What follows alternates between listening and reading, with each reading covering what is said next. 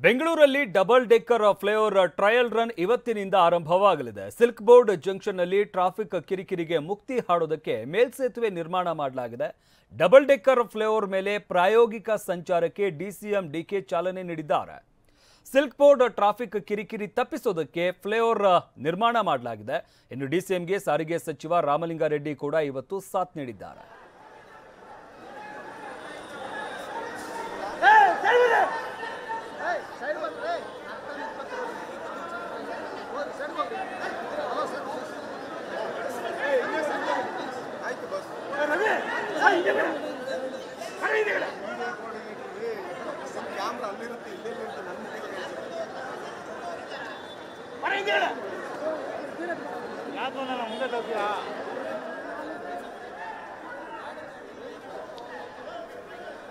ಬೆಂಗಳೂರಲ್ಲಿ double decker flyover trial run ಇವತ್ತಿನಿಂದ ಆರಂಭವಾಗಿದೆ. ಸಿಲ್ಕ್ ಬೋರ್ಡ್ ಜಂಕ್ಷನ್ ನಲ್ಲಿ ಟ್ರಾಫಿಕ್ ಕಿರಿಕಿರಿ ಎಷ್ಟರ ಮಟ್ಟಿಗೆ ಇರುತ್ತೆ ಅನ್ನೋದು ಎಲ್ಲರಿಗೂ ಕೂಡ ಗೊತ್ತಿರುವಂತಹ ವಿಚಾರ.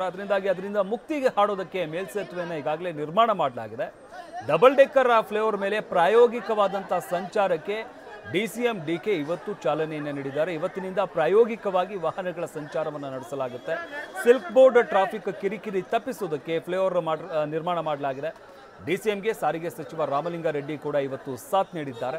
ಪ್ರಾಯೋಗಿಕವಾಗಿ ವಾಹನಗಳು ಸಂಚಾರವನ್ನು ಮಾಡ್ತವೆ. ಎಷ್ಟರ ಮಟ್ಟಿಗೆ ಇದು ಯಶಸ್ವಿ ಆಗುತ್ತೆ, ಎಷ್ಟರ ಮಟ್ಟಿಗೆ ಟ್ರಾಫಿಕ್ ಕಂಟ್ರೋಲ್ ಆಗುತ್ತೆ ಅನ್ನೋದನ್ನು ಸದ್ಯಕ್ಕೆ ಕಾದು ನೋಡಬೇಕಾಗಿದೆ. ಆದರೆ ಈ ಭಾಗದಲ್ಲಿ ಓಡಾಡುವಂತಹ ಜನ ಏನಿದ್ದಾರೆ, ಅಲ್ಲಿ ಓಡಾಡುವಂತಹ ಕಾರ್ಮಿಕರಿರ್ಬೋದು ಅಥವಾ ಬೇರೆ ಬೇರೆ ಕೆಲಸಗಳಿಗೆ ಹೋಗುವಂಥವ್ರು ಇರ್ಬೋದು, ಎಲ್ಲರಿಗೂ ಕೂಡ ಇದು ಬಹಳ ನಿರೀಕ್ಷೆಯನ್ನು ಇಟ್ಕೊಂಡಿದ್ದಂತಹ ಒಂದು ಯೋಜನೆ ಅಂತಲೇ ಹೇಳ್ಬೋದಾಗುತ್ತೆ. ಒಟ್ಟಾರೆಯಾಗಿ ಪ್ರಾಯೋಗಿಕವಾಗಿ ಇವತ್ತಿನಿಂದ ಫ್ಲೈಓವರ್ ಮೇಲೆ ವಾಹನಗಳ ಸಂಚಾರ ಆರಂಭವಾಗಿದೆ. ಎಷ್ಟು ಮಟ್ಟಿಗೆ ಯಶಸ್ವಿ ಆಗುತ್ತೆ ಅನ್ನೋದನ್ನ ಸದ್ಯಕ್ಕೆ ಕಾದು ನೋಡಬೇಕಾಗಿದೆ.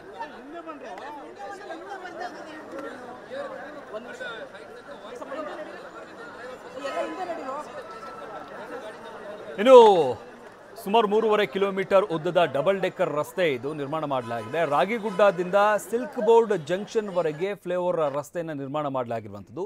ರಾಗಿಗುಡ್ಡದಿಂದ ಡಬಲ್ ಡೆಕ್ಕರ್ ಮೇಲ್ಸೇತುವೆ ಮೂಲಕ ಸಂಚಾರವನ್ನ ಮಾಡಬಹುದಾಗುತ್ತೆ.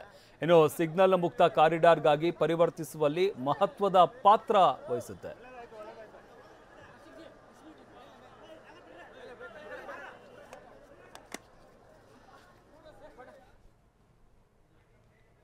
ಈ ಭಾಗದ ಪ್ರಯಾಣಿಕರಿಗೆ ಬಹಳ ಅನುಕೂಲವಾಗುವಂತಹ ಒಂದು ಯೋಜನೆ ಇದು. ರ್ಯಾಮ್ಸಿ ಅಂದರೆ ಬಿಟಿಎಂ ಲೇಔಟ್ ಹೊಸೂರು ರಸ್ತೆ, HSR ಲೇಔಟ್ ಏನಿದೆ, ಈ ಭಾಗದಲ್ಲಿ ಓಡಾಡುವಂತಹ ಪ್ರಯಾಣಿಕರಿಗೆ ಅನುಕೂಲವಾಗುವಂಥ ನಿಟ್ಟಿನಲ್ಲಿ HSR ಲೇಔಟ್ ರಾಗಿಗುಡ್ಡವನ್ನು ಸಂಪರ್ಕಿಸುವಂತಹ ಮೇಲ್ಸೇತುವೆ ಇದಾಗಿದೆ. ರ್ಯಾಂಪ್ ಇ ಬಿಟಿಎಂ ಲೇಔಟ್ ಕಡೆಗೆ ಈ ರಸ್ತೆ ಸಂಪರ್ಕವನ್ನು ಮಾಡಲಿದೆ. ರ್ಯಾಂಪ್ ಇ HSR ಲೇಔಟ್ನಿಂದ ಡೌನ್ ರ್ಯಾಂಪ್ ಆಗಿ ನಿರ್ಮಾಣವಾಗಿರುವಂತಹ ಕಾಮಗಾರಿ ಇದು. ಇಲ್ಲಿ ಗಮನಿಸಬಹುದಾಗುತ್ತೆ. ಮೇಲ್ಸೇತುವೆ ನಿರ್ಮಾಣವಾಗಿರುವಂಥದ್ದು ಪ್ರಾಯೋಗಿಕವಾಗಿ ಇವತ್ತಿನಿಂದ ಎಲ್ಲಿ ವಾಹನಗಳ ಸಂಚಾರ ಆರಂಭವಾಗುತ್ತೆ. ಟ್ರಾಫಿಕ್ ಸಮಸ್ಯೆಯನ್ನು ಕಡಿಮೆ ಮಾಡುವಂತಹ ಸಲುವಾಗಿ ಆಗಿರುವಂಥ ಯೋಜನೆ ಇದು. ಎಲೆಕ್ಟ್ರಾನಿಕ್ ಸಿಟಿ ಕಡೆಗೆ ತೆರಳುವವರಿಗೆ ಬಹಳ ಉಪಯೋಗ ಆಗುತ್ತೆ ಈ ಒಂದು flyover. HSR layout, BTM layout, Hosur ಕಡೆಗೆ ಸಂಚಾರ ಸುಗಮವಾಗುವಂತಹ ನಿಟ್ಟಿನಲ್ಲಿ, ಅಂದರೆ ಈ ಬೇರೆ ಭಾಗದಲ್ಲಿ ಲಾಂಗ್ ಜರ್ನಿ ಹೋಗುವಂಥವ್ರು ಏನಿರ್ತಾರೆ ಅವ್ರಿಗೆ ಅರ್ಧ ಈ ಭಾಗದಲ್ಲಿ ಹೋದರು ಅಂತಂದ್ರೂ ಕೂಡ ಕೆಳಗಡೆ ಟ್ರಾಫಿಕ್ ಜಾಮ್ ಸಮಸ್ಯೆ 50% ಕಡಿಮೆಯಾಗುವಂತಹ ಸಾಧ್ಯತೆ ಇರುವಂಥದ್ದು. ದಕ್ಷಿಣ ಭಾರತದಲ್ಲೇ ಮೊದಲ ಡಬಲ್ ಡೆಕ್ಕರ್ ಫ್ಲೈಓವರ್ ಇದಾಗಿರುವಂಥದ್ದು. ಡಬಲ್ ಡೆಕ್ಕರ್ ಫ್ಲೈಓವರ್ ದಕ್ಷಿಣ ಭಾರತದಲ್ಲೇ ಮೊದಲ ಬಾರಿಗೆ ಆಗಿದೆ ಇದು. ಜಯದೇವ ಮೆಟ್ರೋ ಸ್ಟಾರೆನ್ ಹಾಗೂ BTM ಲೇಔಟ್ ನಿಲ್ದಾಣದವರೆಗೂ ಕೂಡ ಹೋಗಬಹುದಾಗುತ್ತೆ. ಸಿಲ್ಕ್ ಬೋರ್ಡ್ ಮೆಟ್ರೋ ನಿಲ್ದಾಣವನ್ನು ನಿರ್ಮಾಣ ಮಾಡಲಾಗಿದೆ. ಇಲ್ಲಿ ನಿರ್ಮಾಣವಾಗಿರುವಂಥ ಡಬಲ್ ಡೆಕ್ಕರ್ ಫ್ಲೈಓವರ್ ಇದು. ವಾಹನಗಳ ಸಂಚಾರಕ್ಕೆ ಫ್ಲೈಓವರ್ ನೆಲಮಟ್ಟದಿಂದ 8 ಮೀಟರ್ ಎತ್ತರ ಇರುವಂತಹ ಫ್ಲೈಓವರ್. ಮೆಟ್ರೋ ಲೇನ್ 16 ಮೀಟರ್ಗಳಷ್ಟು ಎತ್ತರದಲ್ಲಿ ನಿರ್ಮಾಣ ಆಗಿದೆ. ಅಂದರೆ ಮೆಟ್ರೋ ಲೇನ್ ಮೇಲ್ಗಡೆ ಇರುತ್ತೆ, ಅದರ ಕೆಳಗಡೆ ಡಬಲ್ ಡೆಕ್ಕರ್ ಫ್ಲೈಓವರ್ ಹೋಗುತ್ತೆ. 449 ಕೋಟಿ ವೆಚ್ಚದಲ್ಲಿ ನಿರ್ಮಾಣವಾಗಿರುವಂತಹ ಡಬಲ್ ಡೆಕ್ಕರ್ ರಸ್ತೆ ಇದು. RV ರಸ್ತೆಯಿಂದ ಬೊಮ್ಮಸಂದ್ರದವರೆಗೆ ನಮ್ಮ ಮೆಟ್ರೋ ಸಂಚಾರ ಮಾಡುತ್ತೆ. ಇದರ ಜೊತೆಗೆ ವಾಹನಗಳ ದಟ್ಟಣೆಯನ್ನು ಕಡಿಮೆ ಮಾಡುವಂತಹ ಸಲುವಾಗಿ ಈ ಮಾರ್ಗದಲ್ಲಿ ಡ್ರೈವರ್ ಇಲ್ಲದ ಮೆಟ್ರೋ ಸಂಚಾರ ಮಾಡುತ್ತೆ.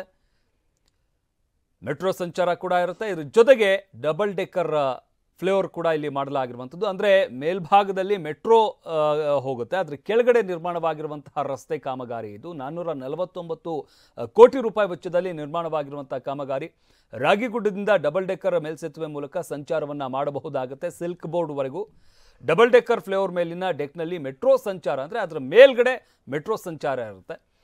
ಈ ರೀತಿಯಾಗಿ 449 ಕೋಟಿ ರೂಪಾಯಿ ವೆಚ್ಚದಲ್ಲಿ ನಿರ್ಮಾಣವಾಗಿರುವಂತಹ ಕಾಮಗಾರಿ ಇದು.